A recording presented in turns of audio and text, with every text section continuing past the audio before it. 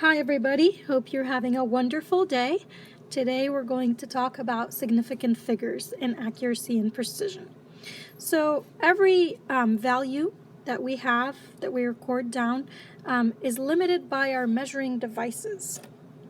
Obviously, as time goes by, we develop more precise measuring tools, and so we get more precise measurements. And so scientists would like to have both accurate and precise measurements. Accuracy refers to how close a measurement approaches the true value. So how correct is your measurement? For example, if I have something that's 10 kilograms and I measure it and I'm really close to 10 kilograms, then that means that I'm very accurate. If I'm really far off, then I'm not very accurate. Whereas precision refers to obtaining a constant value. So in science, it's not okay to just measure something one time. We have to keep repeating our measurements and make sure that we are getting the same values. And so if you keep measuring it and getting the same value, that means that it's a precise measurement. Another thing, let's say that I have the substance that has a mass of 10 kilograms and I mass it on one balance and then I mass it on another balance. It should say 10 kilograms on the first one, it should say 10 kilograms on the second one. That would be precise. So let's imagine that you were shooting darts. So if you were both precise and accurate, then that means that every time you shoot your darts, your darts will land right next to each other and all in the bullseye. Let's say that you are precise but not accurate. So that means that your measurements or your darts go in the same spot. They are repeatable.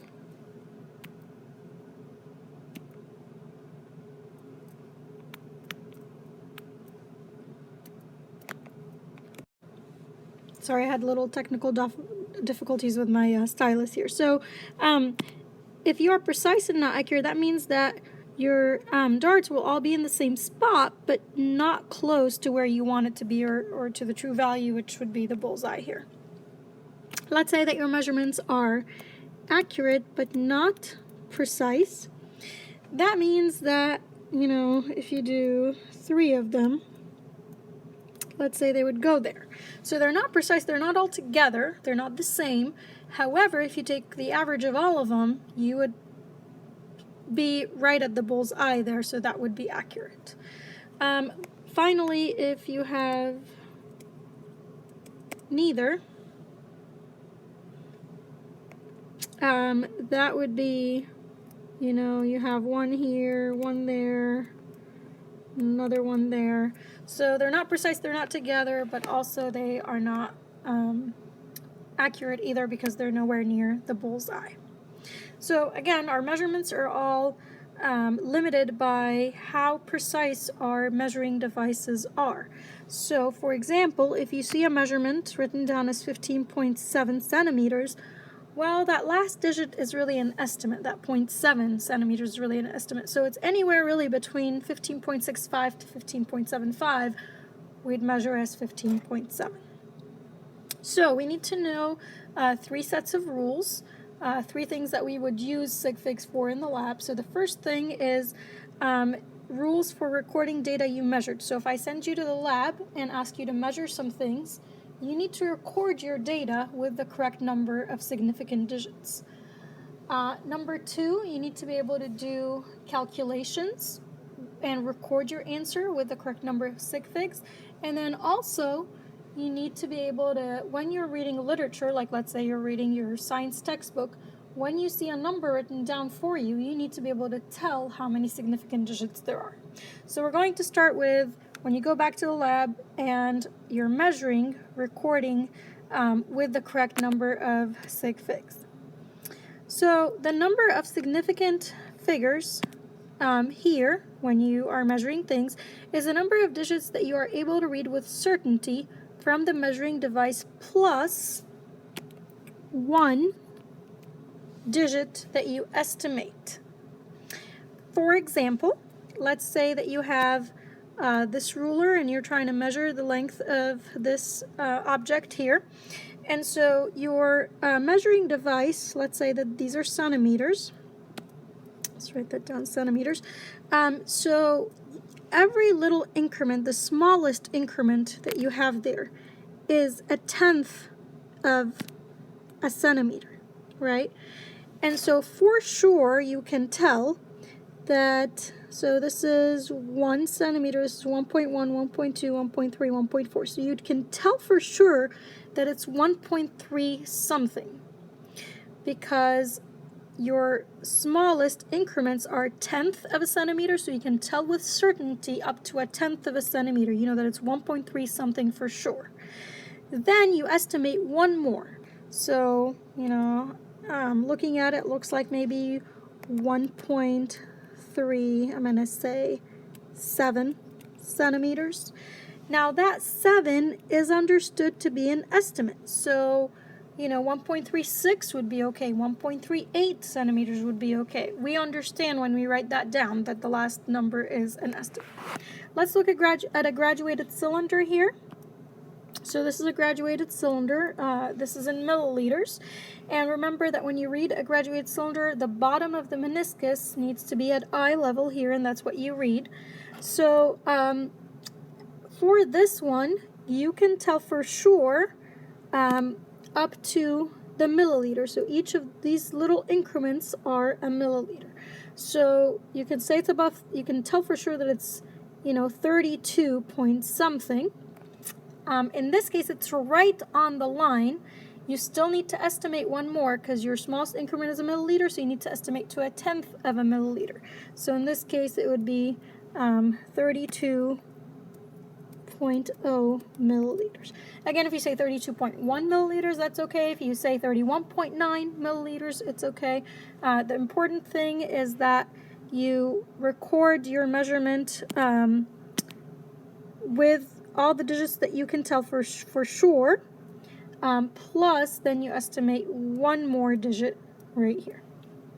Okay, now there is an exception to that rule. The exception would be if you have any digital devices. For example, if you have a digital thermometer or a digital balance like we have in the back of the lab there. Since it's digital, there's no way for you to estimate. You can tell, you know, like if it's between 3 and 4, you can't tell if it's closer to 3 or if it's closer to 4 because it's digital. So if you were to estimate, that's just, you know, that's just making up a number. And so when you have a digital device, the last number is actually the estimated number. So when you have a digital device, you just write it as is. You just record all the numbers that you see. I notice with So we just learned how to record our data when we make measurements with the correct number of sig figs. Next is the rules for reading and interpreting data reported by others. So if you're reading your science textbook, or if you're reading a number on the test and you're trying to figure out how many sig figs there are. There are many rules. If you already know how to do this, follow the rules that you have. There's like 5 or 6 rules that you follow. I like kind of a shorter method. So the shorter method is you check whether your number has a decimal place or not. Okay, so you ask yourself, do you have, a decimal point, not a decimal place, of course. So if you do you have a decimal point in your number? Do you see a dot? Okay, and so if the answer is yes, then you find the rightmost end of the entire number, and since you're at the right, you're going to look to the left until you reach the last non-zero digit, the last digit that's not a 0, so anywhere between 1 and 9. This digit and all the others to the left are going to be significant. Okay, so for example, this number right here, 12.050 liters, has a decimal point, and so what you do is you start to the right of the number. So you start at that 0 right there. Okay, and since you're at the right, you're going to go to the left, and you're going to keep going to the left until the last non-zero digit, which would be the 1 there. And so all these numbers would be significant. So where you started to where you ended, everything included. So the 1, the 2, the 0, the 5, and the 0. And so that would be 5 sig figs. Okay? If no, so if you do not have a decimal point, reverse the instructions above. So that means you would find the leftmost end of the entire number and you would look to the right until you find the last non-zero digit. This digit and all the others to the right are significant. For example, 230 kilograms. So that does not have a decimal place, so you start from the left this time. So you're going to start at that 2. And you're going to go to the right until the last non-zero digit. In this case, the 3 is your last non-zero digit. So from where you started at the 2 till where you ended at the 3, those are all significant. So that would be a total of 2 sig figs. This rule is sometimes called dot right, not left. That's kind of an easy way to remember it. And so dot means like a decimal point. So if you have a dot, that means you start at the right. If you do not have a dot, then you start at the left. So dot right, if you have a dot or a decimal point, you start at the right, go to the left. If not, then you start at the left and go to the right. Okay, let's practice the other ones there. So let's go to this one right here. It has a decimal point, so you're going to start at the right. And so the right of the number is this 0 right here, and you're going to go to the left until the last non-zero digit, which would be that 5. So that 5 and 0 are significant, so that's 2 sig figs. Next one, 12.24. So again, decimal place, so you start at the right. You go to the left. That 1 is your last non-zero digit, and so that would include the 1, the 2, the 2, and the 4. So that's 4 sig figs. Let's look at this example right here. So this does not have a decimal point, so you're going to start from the left. So you're going to start at that 1, and you're going to go to the right until you reach the last non-zero digit. In that case, that's that 1, and so there's only one significant figure. 1204, so you start at the left because you don't have a decimal point, and you're going to go to the right until you reach the last non-zero digit, which would be that 4. So that 1, 2, 0, and 4 are all significant, so that's 4 sig figs.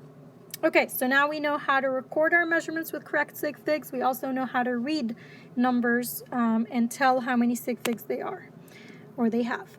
Next is rules for calculations. And so there are 2 separate rules. There's a rule for addition and subtraction, and then there's a rule for multiplication and division. Okay, so we'll start with addition and subtraction. So it says in addition and subtraction, we consider the significant figures on the right side of the decimal point. This means that only as many digits are to be retained to the right side of a decimal point as the number with fewest digits to the right of the decimal point. That's very wordy. And so basically what they're saying is that your answer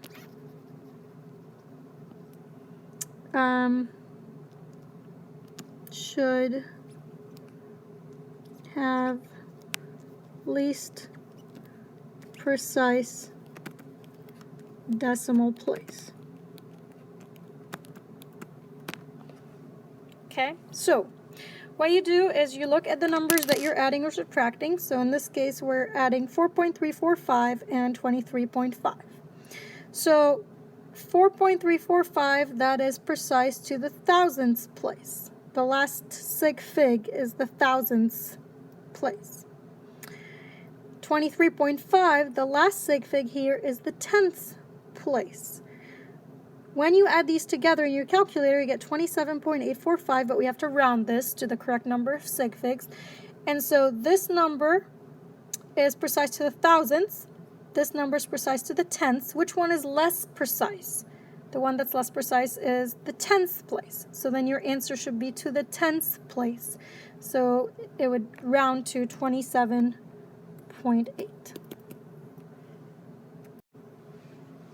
Let's look at another example. I'll write it right here. Let's say that I have 120 milliliters, and then I'm going to add to that 52 milliliters. It's a 2 there. Okay, so when I plug this in my calculator, or if you want to do it in your head, you get 172 milliliters. Then you want to round it to the correct number of sig figs. So you look at your 120. The last sig fig is to the tens place. 52, the last sig fig is to the ones place. So then you ask yourself, tens place or ones place is less precise. And so the tens is less precise, so your answer should round to the tens place. And so the correct answer would be 170 milliliters. All right, so that's addition and subtraction. Basically, you look at the decimal place is what you care about. You want the least precise decimal place. So, multiplication and division. In multiplication and division, the number obtained after calculation of two or more numbers must have no more significant figures than that number used in the multiplication or division. So, again, that's kind of wordy. Basically, what they're saying is answer should have least number of sig figs. For example, let's say that you are multiplying 4.3458 by 2.7, plug it into your calculator, you get this whole big number. So then, in multiplication and division, what we care about is the number of sig figs. We don't care about the decimal place, we just care about the number of sig figs. So, 4.3458, that has 5 sig figs. 2.7 has 2 sig figs. And so you go with the fewest sig figs, the least number of sig figs. And so between 5 and 2, 2 is less. And so your answer should have 2 sig figs. So then 11.73366 would round to 2 sig figs, so it would be 12. Okay, so main thing to remember here with multiplication and division, we care about the number of sig figs. You go with the least number of sig figs. With addition and subtraction, you go with the decimal place, the least precise decimal place.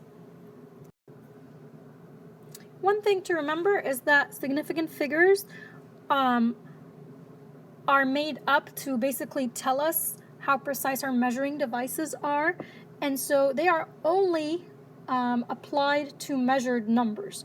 If you have a number that is not a measurement, then it doesn't really have sig figs. It has unlimited number of sig figs. For example, counting numbers have unlimited number of sig figs. For example, let's say I'm counting how many students I have, and there are 12 students. I can never have 12.1 students or 12.5 students. I either have 12 or 13 because I counted them. And so that number, 12 students, has an unlimited number of sig figs because I didn't measure my students, I counted them. So counting numbers have infinite number of sig figs. Or if you have a definition, for example, by definition, 1 meter is equal to 100 centimeters. So that does not apply to all conversion factors, but only ones that are defined. So when they came up with centi, they said that would be 100th of the base unit, and so that's a defined value, and so this 1 and this 100 have infinite number of sig figs, so they do not limit your sig figs when you're doing calculations. Okay. Let's look at rounding. Most of you know how to round. So if you're rounding a number, if your following number is greater than 5, then you always round up. For example, let's say I have 11.7 and I want to round that to 2 sig figs, so that would round to 12 because that 7, which is following my number, is higher than 5. If your number to be rounded is less than 5, so for example, if I have 11.3 and I only want 2 sig figs, then you round down. So that would be 11. Now, what if your number is 5?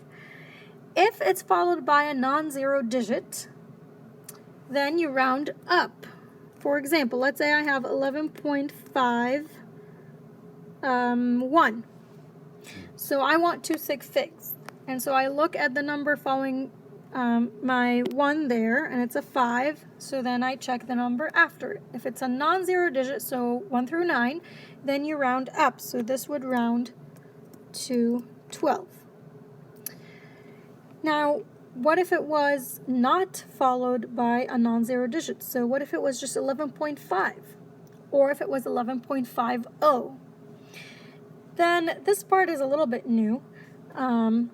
So let's say I have 11.5 or 11.50, and I want to round to 2 sig figs. So what you do is then you look at the number preceding that 5. So instead of looking at the 5, you look at that 1.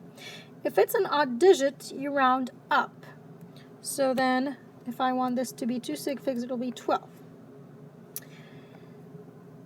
What if that number was even? So let's say I have 12.5 or 12.50. If it's an even number, then you keep it the same or basically round down. So that would be also 12. I know this part right here is a little bit confusing. It's probably also new. The only reason why they do that is so that half of the time you round up, half the time you round down, so it kind of evens itself out. But basically, the way that I remember this is just keep the number even. So if it's odd, you round up to make it even. If it's already even, then keep it the same, even. One last bit to the sig fig rules. If you have scientific notation, if it's truly scientific notation, then all the digits that are in your number that is preceding the times 10 to the power, so your actual decimal there, all the numbers there are significant. So right here, for example, these are all significant, so that would be 2 sig figs. Okay, so now that we are done with all the rules, we want to practice some of these problems here. So if you could, please stop the video and then try to answer these questions, and then when everybody's done, please turn the video back on and I will put the answer key.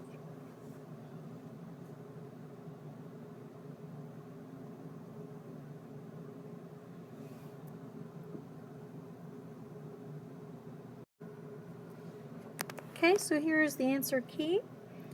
Please go through it and see if you got any wrong. So for number 1, I looked at dot right, not left. So if it had a decimal point, I started from the right, went to the left to the last non-zero digit. If it didn't, then I started from the left, went to the right to the last non-zero digit. For number 2, I think A and B are pretty easy. Number 3, you want 3 sig figs, so it is 390, but if you write 390 like this, then it only has 2 sig figs. And so either you put a dot at the end of it, or you can also turn it into scientific notation, so that would have 3 sig figs. I guess the last way that you could do it also would be to write it as 390 with then a bar on top. That's kind of an old way to show it, but you are welcome to use it. So the bar tells you that that is the last sig fig. You usually put it on zeros when you want to show that those are significant, but the other ones are not. For number 3, you want to watch out that when you do these, I think most of you know how to do scientific notation. The problem here is figuring out how many sig figs to use. So your number in standard form should have the same sig figs as your number in scientific notation. So this has 2, this has 2, 3 and 3, 2 and 2, 1 sig fig and 1 sig fig. So if you put zeros there, that would be incorrect. This one only has 3 sig figs. That last 0 is not significant, so this should also have 3 sig figs. This has 4 sig figs. That last 0 is not significant, so then also this has 4 sig figs. For this one, this is addition. So what I like to do is line them up like that, so the decimal point lines up, or you can just do it in your calculator. But this is the long answer that I get. For addition and subtraction, you look at the decimal places, and so this is precise to the hundredths place. This is to the thousandths place, and so the hundredths is less precise, so your answer should be to the hundredths place. And then the last one, this would be division, so you follow the division multiplication rules.